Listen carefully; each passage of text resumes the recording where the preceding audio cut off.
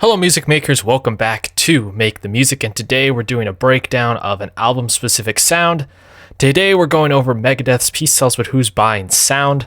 I've worked really hard to try and emulate the sound of that record, and we started with the track Wake Up Dead, and I want to break down everything I did to get the drums, guitars, everything.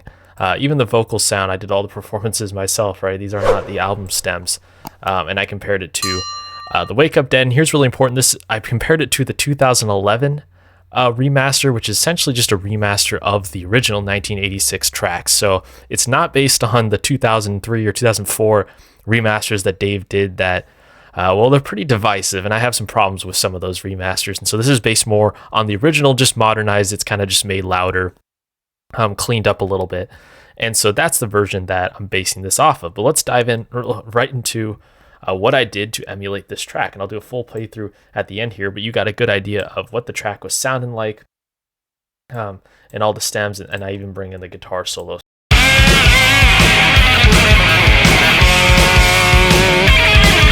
Okay, so let's start with the first place here, which is the master bus processing.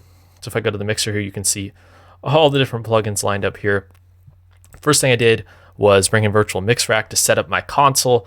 I'm sort of using this as a console emulation, and then just a little bit of EQ baked in, nothing too crazy with the Slate stuff, just like a half dB of bump on the high end. And I'm just using the virtual channel here as like a virtual console using the SSL, because that's what Paul Lonnie said he used, a SSL console, when he did an interview with Spectre Sound Studios back a few years ago. So that's what I'm using there. Pretty obvious virtual tape machine, right? Because this was recorded in 1986. We want to get as much of that analog sound emulated as possible. And then I did some EQ on the master, just trying to emulate what was going on with the original stemmed track. And so this is the kind of the bumps I did just to try and get it closer. That's just using my ears of figuring that out. I'm using SSL style bus compression here with the Sheps Omni channel, and then a limiter to bring it up to loudness. Nothing too crazy though. So if I take all that processing off, which I will do here, this is what the track sounds like. I sneak in my own house. It's 4 in the morning. I've had too much to drink. Obviously a lot of loudness coming in because of the limiter. But compare that to the original, right? I sneak in my own house. It's 4 in the morning. Obviously you're not going to be 100% be able to match a previous record track, right? That's basically impossible because you don't have the players and the instruments and things like that, but I thought I got pretty darn close with that, even the vocal performance. So now let's go into the drums. I use a Superior Drummer 3. I don't have that. This computer does not have Superior Drummer 3 on it, so I will show you that preset in a different video where I go over the drum sound, but I did render out the different drum sounds here. This is the solo.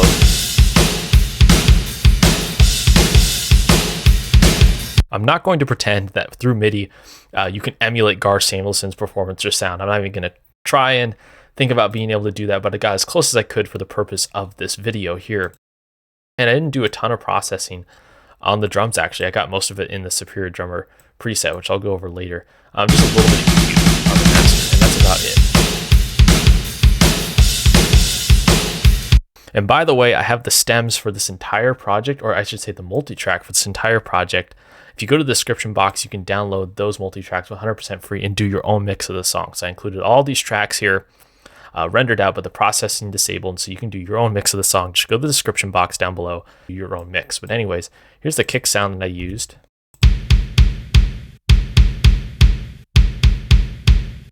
Okay, and then this is the raw snare sound.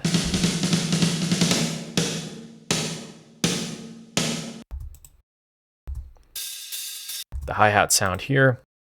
There's a couple overhead tracks. That's like a room track, a compression track there, and this is the snare sample track that I used. So that's the snare sample I used, and so combined it sounds like this.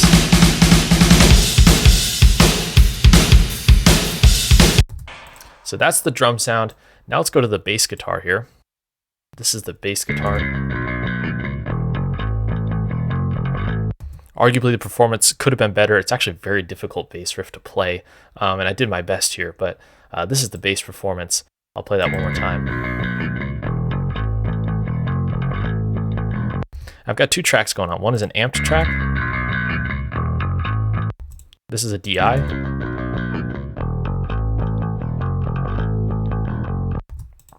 And so the DI, that's just straight DI, but then for the amp track, I did have a bias FX2 patch going on. And so this is an amp match from the bass stems that are online. There's some stems out there. It's also how I did the guitar match. I have a whole video on how I matched the guitar sound I did a couple years back. You can check out that video on my channel. But this is the bass. It's just amp matched using bias amp. And then I've got some processing here. Stock compressor from Reaper. Doing about 3 or 4 dB of gain reduction. Some EQ here, cutting off a lot of super high highs that we didn't need. Beefing up the sound, adding some mid-range, and actually some light distortion from kilohertz. It just there's just some of that tape goodness on the stems that I was trying to add to this, and so I used that. I'm using the CLA 76 compressor, great on bass guitar. Just doing close to 10 dB of gain reduction. You can see the settings there. And then I have a limiter going on. Really working to hold the bass guitar in place. That's kind of the goal here. I didn't want the dynamics all over the place. So that's the bass guitar stem. If I add that in with the drums, this is what we got.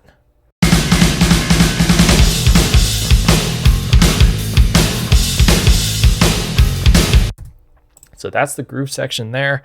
Let me go to the electric guitars. Similar deal with the rhythms. This is what they sound like. If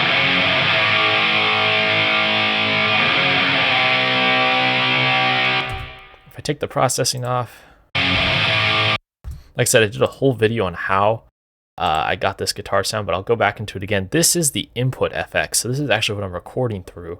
Here I had an EQ with a super high-end boost. Using this Ferox tape machine plugin. This is a free tape machine plugin. It's pretty good just adding some analog color to the track here. And then once again, bias FX2 with my P-Cells amp match patch. So that's what I'm using for the guitars there. Like I said, I did a whole video on that situation.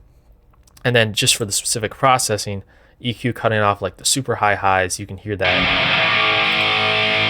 You can hear that like digital hiss, like we don't need that. That's not in the guitar sound. Then I'm using the virtual mix rack to add some board EQ, SSL style as Paul Alani suggested. So that's tightened up the guitar quite a bit. And then I use this Lustrous Plates plugin, adding that plate sound. This sound varies from song to song on the album, but on Wake Up Dead, there's definitely that plate guitar sound, adds a lot of depth to it. So this is what we got so far. And now we'll go to the we got the solo here actually.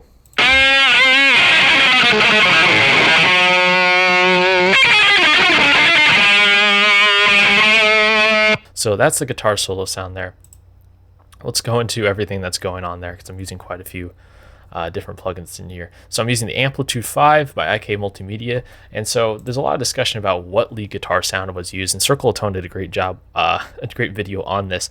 Basically, the Rockman was used, and I presume Dave was driving the Rockman into a Marshall. If you listen to the stems of Dave's solo lead sound on P-Cells, it's this very strange, almost DI'd, super distorted sound. Sometimes it's doubled. It's really quite weird. I don't know how else to explain it, but it's a crazy sound. And that's what's used on the album. So I have the Rockman, and then that's driving in, or this is the Rockman, Amplitude Rockman emulation, I should say, and that's driving into, I believe, a Marshall amp here. So this is just the standard Marshall amp. I have the cab disabled, by the way, on that Rockman, I think. Well, let me check actually. Yes, the cab is disabled. And then going into the virtual mix rack, I'm driving it hard with this virtual mix bus, and then this 1073 preamp here, and then adding just a little bit of EQ, taking out some of the lows there.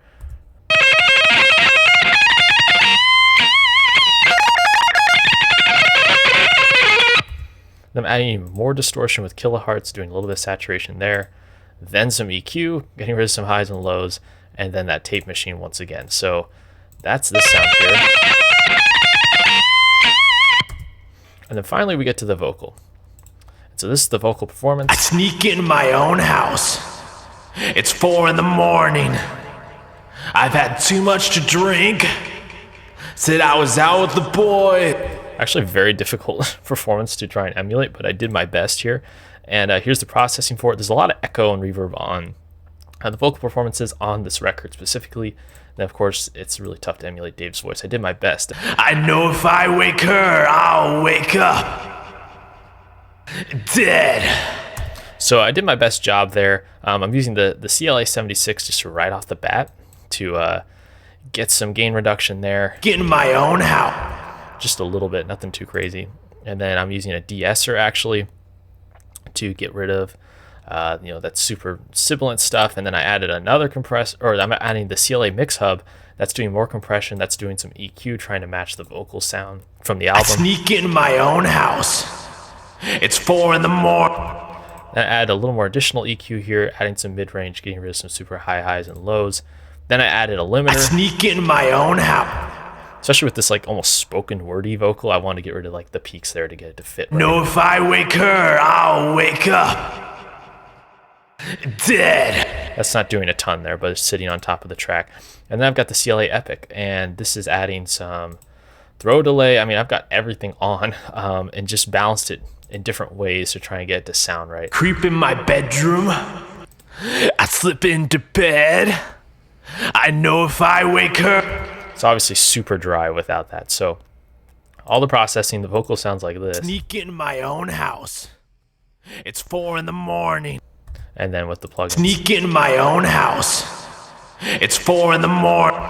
And that's the sound I did for the video. So let me do an entire playthrough of this thing.